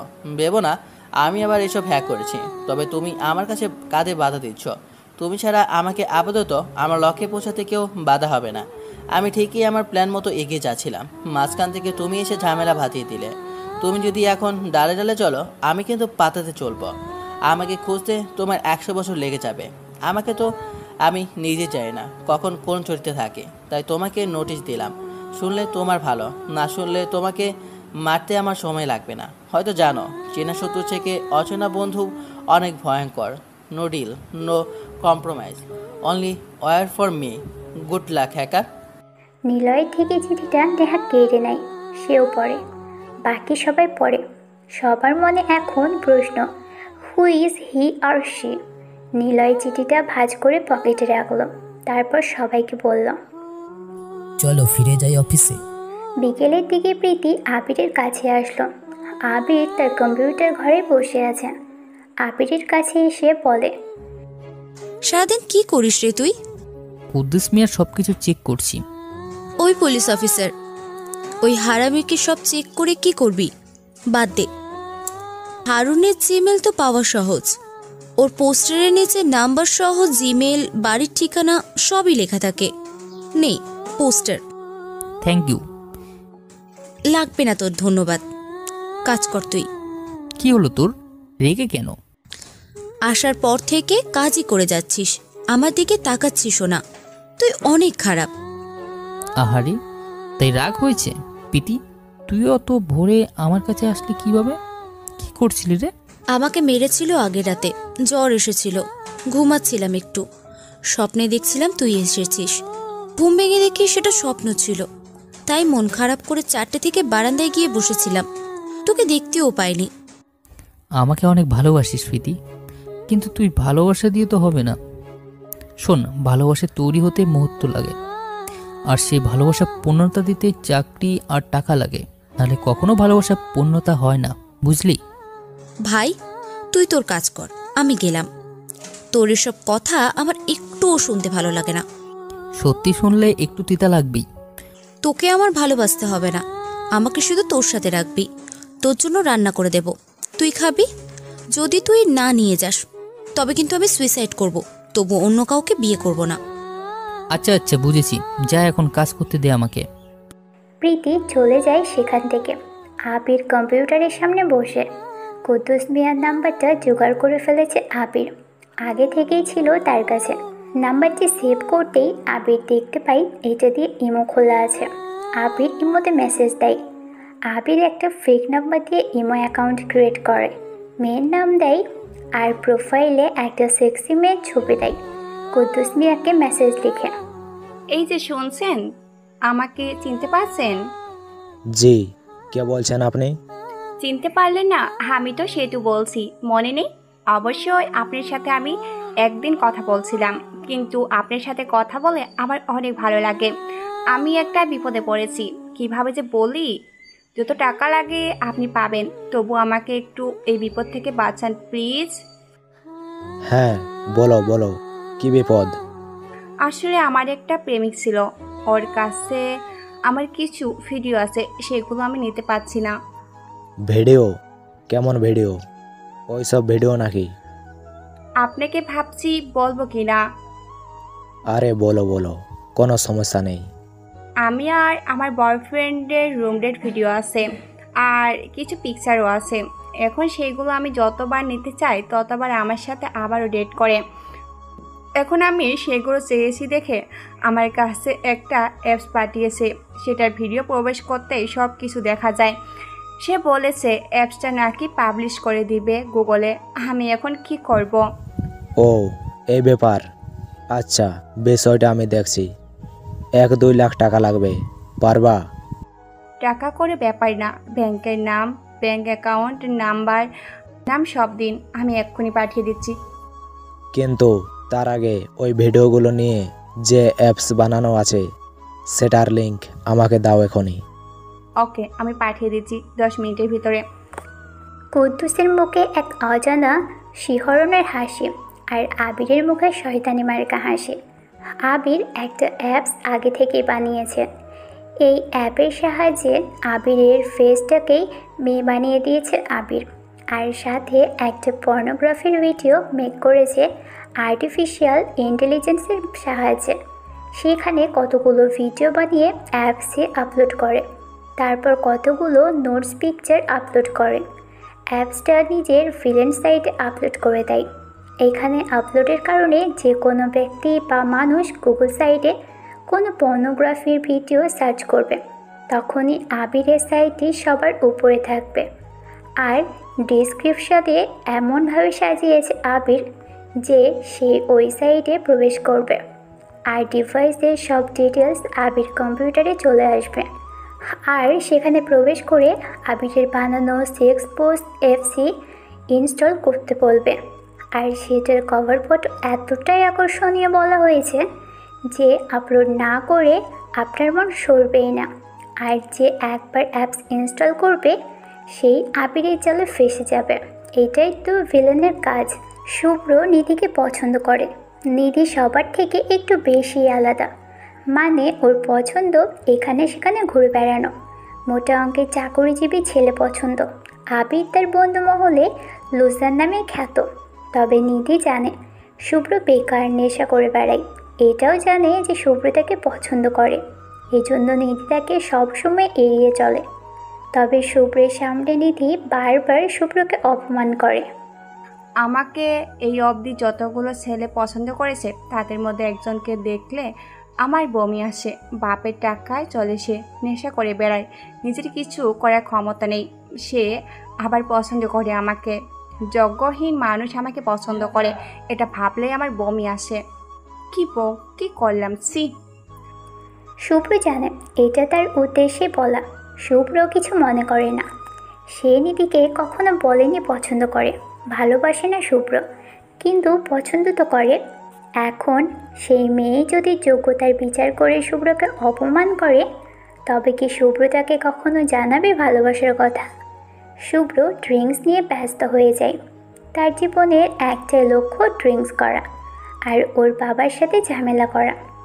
শুভ্র তার বোনের ভার্সিটিতে এসেছে। আরতি তার বন্ধুদের সাথে দাঁড়িয়েছিল। শুভ্রকে দেখে আরতি দ্রুত এগিয়ে আসে সেখানে। আরতির মন খারাপ। শুভ্র বলে, কি হয়েছে তোর? একটা ছেলে রোজ আমাকে বিরক্ত করে ভাইয়া, আজকেও করেছে। আচ্ছা, আমাকে দেখে দিস, বাড়িতে চল। আজকে ভেবেছি আমরা বন্ধুরা মিলে নদীর পাড়ে ঘুরতে যাব। চল না ভাইয়া, একটু ঘুরে একটু আমাদের নিয়ে। কে কে যাবি? আমি, বৃষ্টি, ফাহিম আরও 2-1 জন আছে। চলো চলো। ভালো লাগে না এত লোকজন।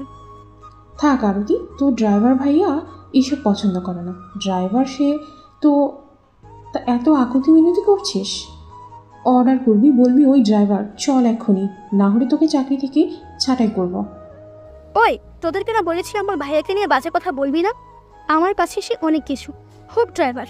আমি কখনো তাকে আদেশ করিনি, অনুরোধ করেছি আর উনি না করেননি। আচ্ছা থাক, চল সবাই। শুভ্র ওদেরকে নিয়ে নদীর পাড়ে ঘুরতে যায়। লুকিং গ্লাসের দিকে ছায়া তাকিয়ে আছে। শুভ্রকে দেখা যাচ্ছে গম্ভীর দৃষ্টি, কবি কবি ভাব চুল আর মুখে দাড়ি গোফের কারণে, কিন্তু আসলেই বিরক্তিকর সে। কেউ তাকে হাসতে দেখেনি কখনো। তারপর আবির কম্পিউটার মনিটরের সামনে বসে আছে। আবিরের অ্যাপস রেডি। অ্যাপসের নাম চেঞ্জ করে সেতু নামে অ্যাপসটি সেট করে। এটা একটি আনঅফিসিয়াল অ্যাপ। অ্যাপটি আবির তার নিজস্ব ওয়েবসাইটে আপলোড করে। এরপর অ্যাপের লিঙ্কটি পাঠিয়ে দেয় ওসি কুদ্দুস মিয়ার হোয়াটসঅ্যাপে। কুদ্দুস মিয়া অ্যাপসের প্রোফাইল লোগো দেখেই তো চোখ ছানা পড়া। কি সুন্দর একটা মেয়ের ছবি দিয়ে লোগো বানানো। কুদ্দুস মিয়া দ্রুত ক্লিক করে আবিরের পাঠানো লিঙ্কে। সাথে সাথে আবিরের ডিভাইসে নোটিফিকেশন চলে আসে। রেডমি 12 প্রো ডিভাইসটি প্রবেশ করেছে ভিলেন সাইটে। অলরেডি আবির কুদ্দুসের ফোনের অনেক কিছুই নিজের নিয়ন্ত্রণে নিয়ে নিয়েছে। আবির মুচকি হাসতে লাগলো। খেলা এবার জমে যাবে। মনে মনে বলে, শালা আমার বোন খারাপ তাই না? তোরা আমার বোনকে খারাপ বানিয়েছিস। তোদেরকে আমি যেভাবে মারবো তা কেউ কখনো কল্পনা করেনি, তোরাও করিসনি। কুদ্দুস ভিলেন সাইডে প্রবেশ করার পর দেখতে পাই সেতু নামের একটি অ্যাপ লোগো করেছে। কুদ্দুস সেটাতে ক্লিক করে। ক্লিক করতেই দেখে সেতুর অর্ধনগ্ন 3টা ছবি আর সেতুর নাম্বার দেওয়া। কুদ্দুস নাম্বারটি চেনে। একটু আগেই সেতুর সাথে এই নাম্বার দিয়েই কথা বলেছে। তার মানে কুদ্দুস ভাবে সেতু সত্যি কথাই বলেছে। কিন্তু কুদ্দুস তো জানে না এটা ওর মরণ ফাঁদ। কুদ্দুস অ্যাপসের উপরে ক্লিক করে। অ্যাপস ডাউনলোড অপশন চলে এসে কুদ্দুস মিয়া ডাউনলোড যখনই দিতে যাবে তখনই একটা নতুন পেজে তাকে নিয়ে যাওয়া হয়। কুদ্দুস ব্যাক বাটনে ক্লিক করে। আবার ডাউনলোডে ক্লিক করতেই সেম পেজে নিয়ে যায়। কয়েকবার একই কাজ হওয়াতে কুদ্দুস বিরক্ত। তখনই নোটিশ করে সেতু অ্যাপসে নামাতে হলে তার আগে কুদ্দুসকে আরও একটি অ্যাপস নামাতে হবে। অ্যাপসটির নাম ভিআই। কুদ্দুস সে অ্যাপসটি নামায়। ডিরেক্ট ইনস্টল হতে শুরু করে ভিআই অ্যাপটি। এবার সেতু নামের অ্যাপসটিকেও ইনস্টল দেয় কুদ্দুস মিয়া।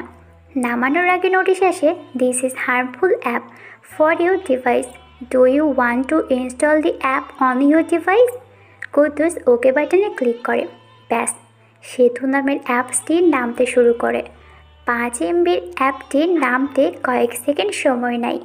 কুদ্দুস দ্রুত অ্যাপসটি ইনস্টল করে। অ্যাপসে ঢোকার সাথে সাথেই কিছু পারমিশন চাই অ্যাপটি।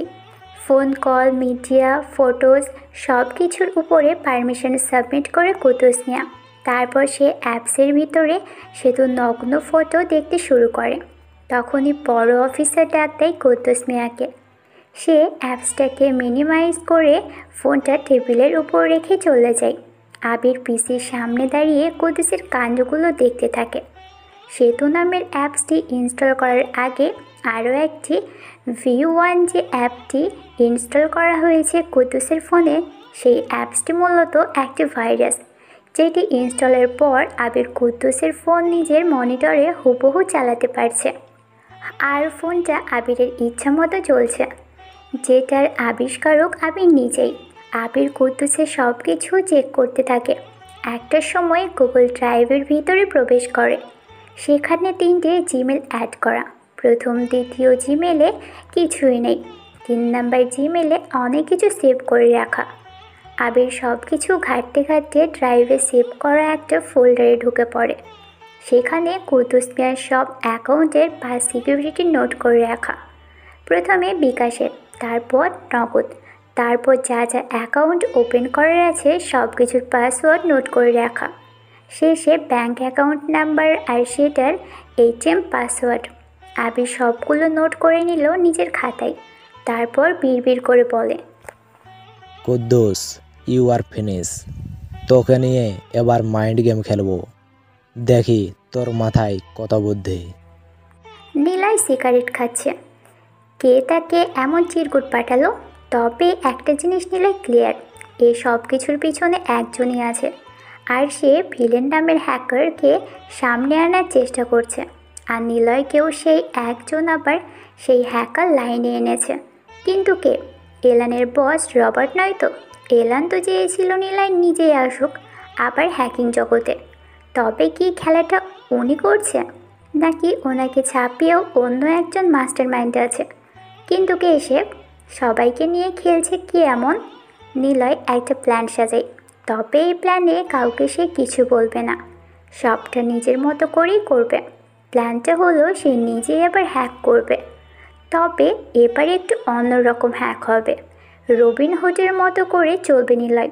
হঠাৎ সে হ্যাককৃত টাকা সবটাই গরিবদের মাঝে বিলিয়ে আসবে। নিলয় পিসির সামনে বসে একটা ব্যাংকের লিস্ট তৈরি করে। ছোট ছোট কয়েকটা ব্যাংকের লিস্ট বানায় নিলয়। বড় ব্যাংকের নাম সে এখন এই লিস্টে রাখছে না। কিন্তু কেন?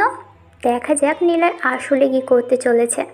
সে প্রথমে সূর্য ব্যাংকে টার্গেট করে। এটা সেকেন্ডে অপরাধ চক্রের টাকা রাখার জন্য বিশেষ ব্যাংক। এখন যেহেতু নিলয় পুলিশদের সাথেই কাজ করছে, তাই বাংলাদেশে কোন কোন ব্যাংক প্রমাণের অভাবে চালু হয়ে আছে নিলয় তা জানে। প্রমাণ নেই বলেই ব্যাংকগুলো বন্ধ করতে পারছে না পুলিশ। এই জন্য নিলয় প্রথমে সূর্য ব্যাংক টার্গেট করে। এখানে সব কিছু অনলাইন ভিত্তিক সেবা। কোনো অ্যাকাউন্ট তৈরি করতে হলে আইডি কার্ডের ছবি সহ নিজের সব ডিটেলস অনলাইনের ঘরে বসেই করে থাকে সবাই। এমনকি টাকাটা তোলার সময়ও অনলাইন বা টাকা অ্যাড করার জন্য অনলাইন সেবা গ্রহণ করা হয়ে থাকে। অর্থাৎ কোনো গ্রাহক সব কিছু তার ডিটেলস সত্য হিসেবে অনলাইনে সাবমিট করতে হবে। সূর্য ব্যাংকের নিজস্ব একটা ওয়েবসাইটও আছে। এখানে যে কেউ তার অ্যাকাউন্টে কত টাকা আছে, কত টাকা উঠিয়েছে সব কিছুর ডিটেলস থাকে। এই জন্য ওয়েবসাইটটাই নিলয় হ্যাক করার জন্য প্রথম টার্গেট করে সূর্য ব্যাংকে। তারপর ওই মা কি এতবার কল করিস কেন? জানিস না আমি এখন নির্বাচনের জন্য ব্যস্ত আছি? বারবার কল দিবি না, পাশে মানুষজন থাকে। সাজিকার উদ্দেশ্যে চেয়ারম্যান হারুন সাহেব কথাটা বলল। নিজের বৌমাকে এভাবে গালি দিতে হারুনের কোনো প্রকার সংকোচতা নেই, তৈরিও হয়নি কখনো। সাজিকার চোখে পানি গড়িয়ে পড়েছে। সাজিকা মিনমিন গলায় বলল, আমি অনেক অসুস্থ, আমার পেটে বাচ্চা এসেছে। আর আপনি জানেন এই বাচ্চাটা কার? চুপ কর তো মা। কি তোর এইসব কথা শোনার সময় আমার নেই। কিন্তু আমার অসুস্থতার জন্য দায়ী আপনি। আমার পেটে বাচ্চাটা আপনার। আমি সবাইকে বলবো আপনি কতটা খারাপ। আপনি আপনার ছেলের বউয়ের সাথে কি কি করেছেন সবাইকে চিৎকার করে বলবো। সাজিকার এমন কথা শুনে হারুন সাহেব অনেক রেগে যান। রাগে সাজিকার পেটে একটা লাথি দেয়। সাজিকা বিছানার পাশে গিয়ে পড়ে। মাথায় খাটের শক্ত অংশ লাগে। সাজিকার পেটে এমন জোরে লাথি দেয় সে ব্যথায় মাথার ব্যথাটাকে ভুলে গেছে। নাক দিয়ে রক্ত পড়তে শুরু করেছে সাজিকার। হারুন সাহেব তাতেও ক্ষান্ত হননি। সে এসে সাজিকার চুলের মুঠি ধরে বলে, মা কি তুই কি ভাবছিস আমি বোকা? আমি কি গাধা? তুই নিজে এসেছিস আমার কাছে শুইতে।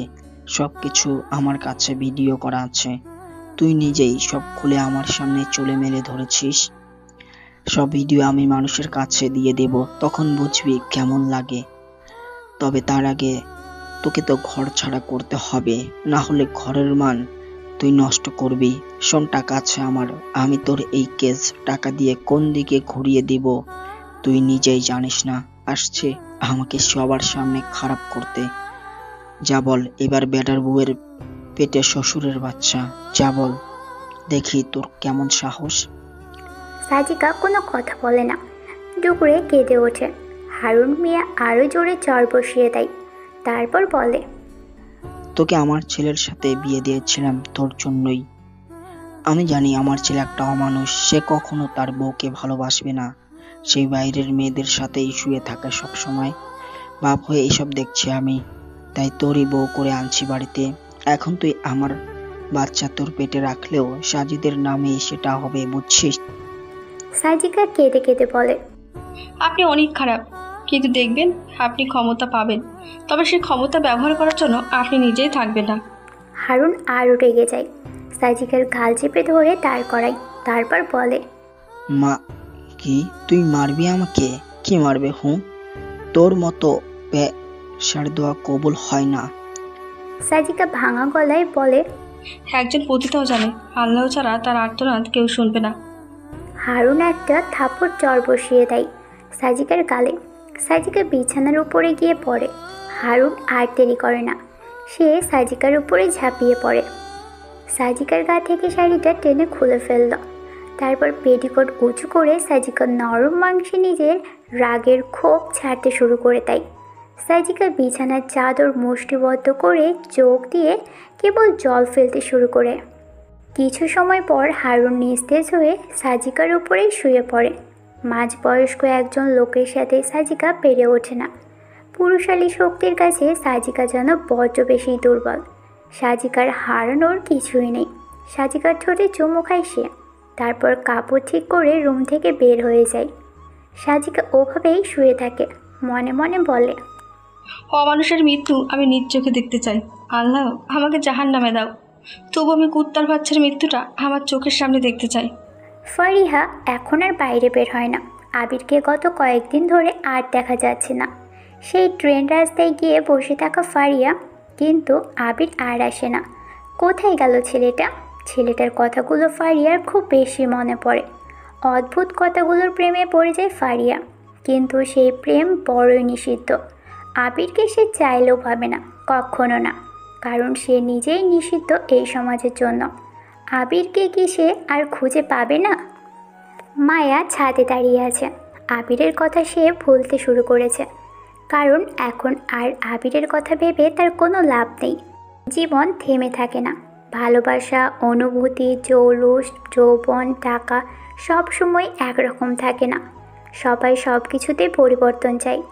মায়া এখন রিশানের, সে এখন আবিরের না, তাই মায়া এটা মেনে নিয়েছে।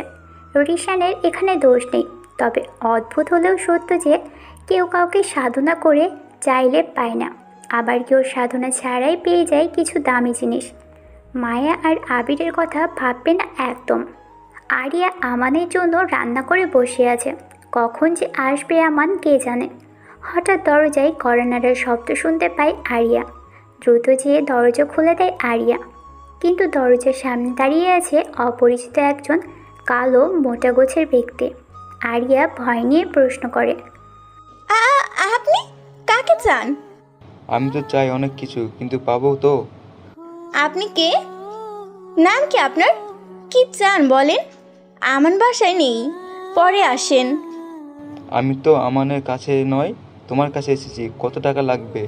শুনছি এখানে নাকি তোমার ডিমান্ডে অনেক বেশি। এক রাতের জন্য কত হাজার চাও বলো?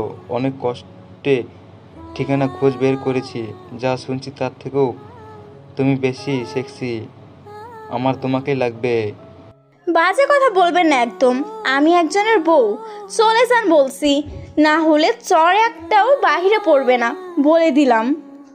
কার বউ? তুমি তো বেশ্যা, আমি জানি, ঢং করিস না বুঝলি? আচ্ছা যা, 10,000 টাকা দেবো এখন শুইতে। আরিয়া আর দেরি করে না, ঠাস করে চর বসিয়ে দেয় মোর্শেদের গালে। মোর্শেদ নির্লজ্জের মতো করে হাসলো। আরিয়ার মুখের সামনে দরজা আটকাতে যাবে তার আগেই মোর্শেদ আরিয়ার হাত ধরল, এক টানে ওড়না খুলে ফেলল। আরিয়া বুঝতে পারে কেউ একজন আসছে এদিকে, লোকটাও বুঝতে পারে। মোর্শেদ তখনই বলে, আরে বললাম তো আমার কাছে এত টাকা নেই, আমি আর বাড়ি দিতে পারবো না, আমাকে ছাড়ে। এত টাকা দিতে চাইছি, তারপরেও আপনি কেন বেশি টাকা দাবি করছেন? দেখুন আমি আর টাকা দিতে পারবো না। মাত্র 2 ঘন্টার জন্য 20,000 টাকা কোনো মানে হয়? এই যে ভাই দেখেন, বাজারের বেশ্যা, আমি এর আগেও ওর সাথে শুয়েছি, তখন মা টাকা কম রাখতো, মানে রেট কম ছিল। এখন পল্লী ছেড়ে আলাদা আলাদা থাকছে বলে রেট বেশি চাচ্ছে। এই শোন, গেলাম, আবার আসবো, এবার কম নিবি, অনেক মজা পাইছি। তোর বুকের তিলটা কি সুন্দর রে, আসি।